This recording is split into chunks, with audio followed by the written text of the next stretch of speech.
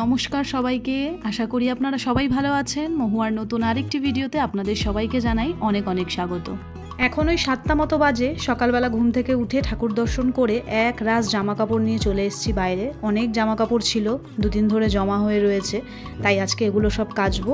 আমার এই ভাড়া বাড়িতে বাথরুমের স্পেসটা অনেকটাই কম, তাই বাথরুমের ভেতরে বসে একদমই কাছাকাছি করা যায় না। তাই আমি বাইরে এই উঠোনটাতে অনেকটাই জায়গা, এখানে একটা কলও আছে, খুব ভালো জল আসে সেটা দিয়ে। আমি ওখানে বসেই জামা কাপড়গুলো কেচে নিই। আর সকাল সকাল কেচে নিলে রোদ্দুরটা সেরকম এখানে পড়ে না, তাই সুবিধাই হয় কাচতে। আর বেলা হয়ে গেলে এতটাই রোদ পড়ে উঠোনে যে একদম বসার উপায় থাকে না। তো কাছাকাছি করার পরে নিচে তো কাকিমা অনেক রকমের গাছ লাগিয়ে রেখেছে। অজয়, আমরা আসার পরে অজয় এখানে অনেক রকম গাছ লাগিয়েছে। তো সেই গাছের ফাঁকে ফাঁকেই না মানে কয়েকটা জংলি গাছ হয়ে রয়েছে, যেটা ভর্তি হয়ে গেছে। তাই ভাবলাম হাতে একটু সময় রয়েছে, তাই সেগুলো পরিষ্কার করে দিই।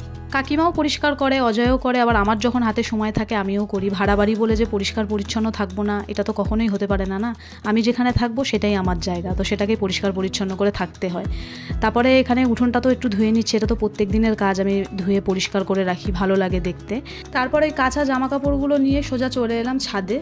আর তখন ওই 8টা মতো বাজে, এত রোদ যে ছাদে মানে দাঁড়ানো যাচ্ছে না। তাই তাড়াতাড়ি করে জামা কাপড়গুলো কেচে নিচে চলে যাব। আর এই সকালবেলা কাচলে না জামা কাপড়গুলো ওই 11টাতে, 10:30 থেকে 11টার মধ্যে খুব ভালোভাবে শুকিয়ে যায়। তখন ওই জামা কাপড়টা ছেড়ে মুখ হাত পা ধুয়ে সোজা রান্নাঘরে চলে এলাম। এখন স্নান করব না, আমি রান্নাঘরের কাজ সেরে তারপরে স্নান করব। তো আজকে ব্রেকফাস্টে চাউমিন বানাবো।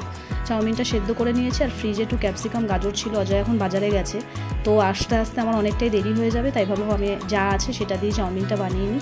আর যেহেতু আজকে মঙ্গলবার, সম্পূর্ণ নিরামিষ রান্না হবে, তাই একটু বাদামও দেবো। আমার নিরামিষ চাউমিনে বাদাম খেতে খুব ভালো লাগে। যেহেতু পেঁয়াজ ডিম কিছুই তো দেবো না, তাই একটু বাদাম দিলাম। তো দেখো এখানে আমার চাউমিন পুরো রেডি। আর অজয় বাজার থেকে এসে গেছে, আগে ওকে খেতে দেবো, তারপর ডোডোকে দেবো, আর সবার লাস্টে আমি খাবো। সেদিনকে স্পেন্সার থেকে গিয়ে এই ভেজ সসটা নিয়ে এসেছি। এটার মধ্যে নো অনিয়ন নো গার্লিক, মানে এসব কিছু নেই। তো ব্রেকফাস্টটা করেই ঘরে চলে এলাম, ভাবলাম ঘরের কাজটা সেরে নিয়ে তারপরে আবার রান্নাঘরে ঢুকবো। আর যে পরিমাণে গরম পড়েছে না, প্রত্যেক দিন ওই ঘর দুয়ারের সব জিনিস মুছতে যাচ্ছি না, প্রচণ্ড কষ্ট হচ্ছে, পেরে উঠছি না, তাই ওই একদিন দুদিন স্কিপ করে করে পরিষ্কার করছি। তো এই পাপোছাটা না সেদিনকে কিনেছি, ওই রাস্তার গলির ভেতরে ভেতরে সব গাড়ি নিয়ে ঢোকে না, তাদের কাছ থেকে 100 টাকা নিয়েছে। খুব সুন্দর হয়েছে পাপোছাটা। আর দেখো এইটুখানি বিছানা পরিষ্কার করে ঘর পরিষ্কার করতে করতে পুরো স্নান করে গেছি ঘেমে একদম। তারপরে বাইরের কলে এই আলুগুলো নিয়ে চলে আসলাম। অজয় বাজার থেকে আলু নিয়ে এসছে, জাস্ট দেখো কি বেরোচ্ছে আলুর থেকে। আমি বাজার থেকে যখনই আলু আনে আমি সেটাকে আগে ভালো করে ধুয়ে নিই, তারপরে রান্না করি, নাহলে পুরো মানে দেখেই আমার ঘেন্না করে।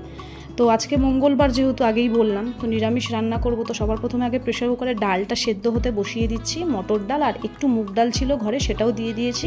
তো সেটা আগে ডালটা আর ভাতটা হতে থাকুক, তারপরে এদিকে আমি কি সবজি রান্না করব সেগুলো কুটবো।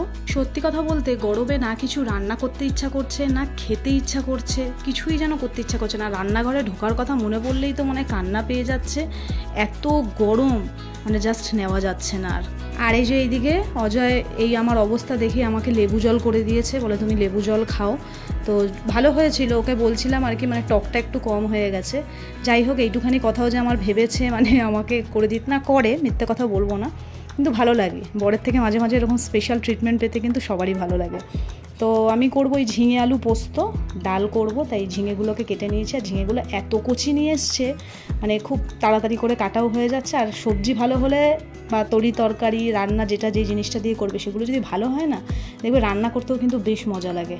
মঙ্গলবার আজকে বিকেলে যাব একটু হনুমানজির মন্দিরে পুজো দিতে, তাই একটু তাড়াতাড়ি করে কাজ সারছি। আর এদিকে কাঁকরোল কাটতে গিয়ে আঙুলটাও কেটে ফেলেছি, তাই চট করে হাতের কাছে হলুদ ছিল সেইটাই একটু আঙুলে লাগিয়ে দিয়েছি, কারণ এখন বোরোলিং লাগালে হাতে থাকবেও না। হ্যাঁ, হলুদটাও থাকবে না, তবু আর ঘরে গিয়ে বোরোলিং লাগাতে ইচ্ছা করলো না।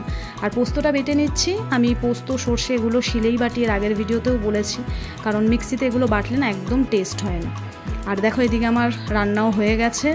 আর রান্না করেছি ভাত, কাঁকরোল ভাজা, উচ্ছে দিয়ে ডাল আর আলু পোস্ত।